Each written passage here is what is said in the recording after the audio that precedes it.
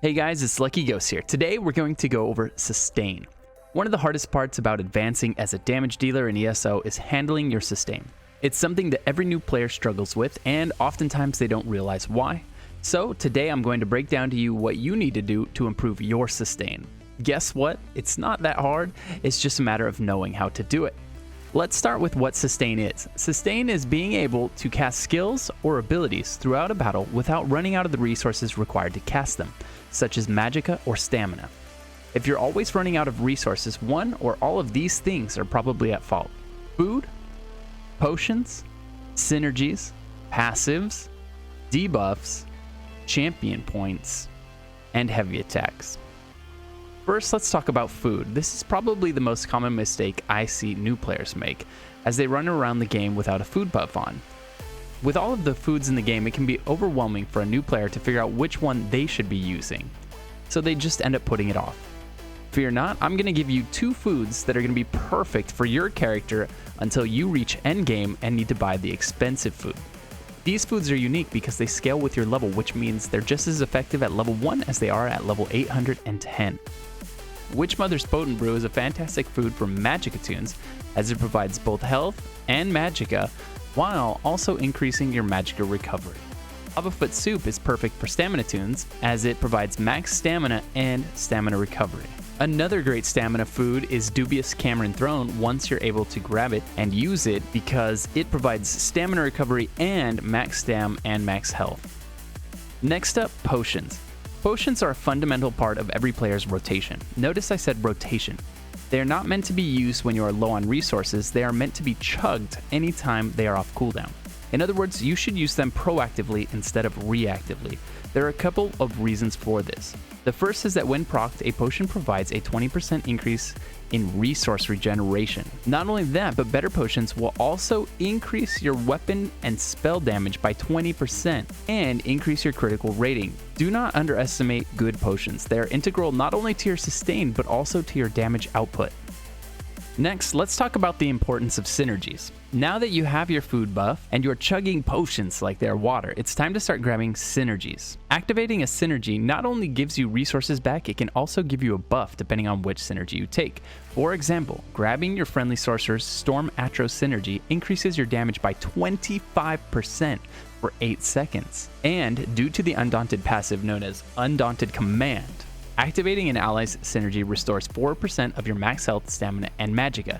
So on this character, current bonus would be 744 health, 1,202 stamina, and 401 magicka. Synergies are an essential part of endgame sustain in Elder Scrolls Online, so be sure to unlock and maximize both Undaunted passives and grab any synergy that you see.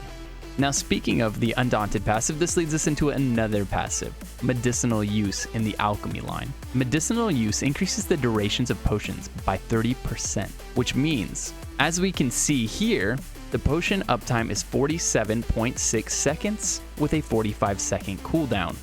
The reason the potion's uptime is just a hair longer than the cooldown is because Medicinal Use level 3 is increasing it by 30%. Without Medicinal Use level 3, that potion would not last nearly as long as the cooldown. So we would have a large duration of time where we did not have 20% increased sustain while we were waiting for the cooldown to run its course. And not only is it good for keeping our sustain up, but that is also going to give us 100% uptime on Major Brutality and Major Savagery with this potion. Be sure to max out your medicinal use. Alchemy power leveling guide will be linked in the description below. Next, let's talk about debuffs, like Elemental Drain. For some builds during long boss fights, eating food, chugging potions, and taking synergies just isn't enough. This is where debuffs like Elemental Drain save the day. This is an essential part of mag sustain in prolonged fights, as it places a Magicka Steel debuff on the enemy, which returns magicka back to the player every time it attacks the afflicted enemy. In endgame groups, typically the healer will be responsible for placing Elemental Drain on the enemies. However, if you're running around solo or don't have a healer in your group placing this debuff, be sure to put it on your bar so that you can improve your sustain. Now, when all else fails and you still run out of resources, maybe you fell behind on potions, maybe the boss moved and you had to reapply dots more frequently than normal, or maybe your healer fell behind on sending out synergies, or you were just unable to grab them. This is when that heavy attack will come in handy. You shouldn't have to do this often if all other things are being handled, but sometimes it will come down to this.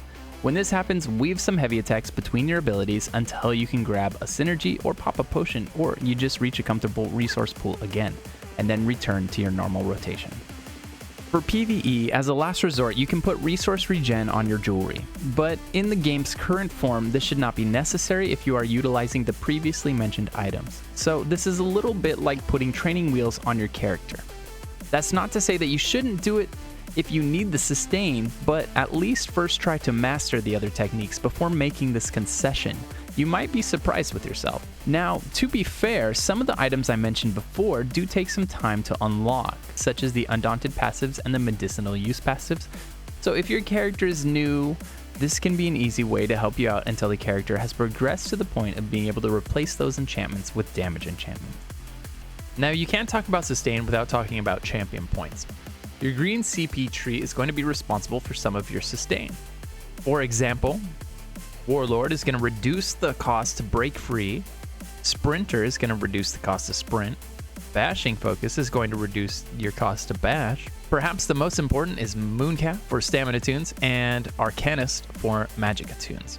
These are going to directly increase your stamina and magicka recovery respectively. Tenacity is another very important ability. This is going to increase the magicka or stamina you get back for a heavy attack. Finally, we have Tumbling, which is going to reduce the cost to roll dodge, and Shadow Ward, which is going to reduce the cost of block. Combined, all of these passives are going to add up to some nice sustained savings. Be sure to spread the points around as you get diminishing returns for each point that you put into the same passive. That's all for this video. If you found this video helpful, please consider Light Attack weaving that subscribe and like button so that you can stay up to date on my future video releases. Be sure to swing by my Twitch channel if you find yourself wanting to hang out with someone else who loves ESO, or if you just want to ask some questions and get those answers in real time. If you enjoy written guides, be sure to swing by justlootit.com, a website with every guide for ESO that you can imagine. Take care, and I hope to see you in the next video. Bye, guys.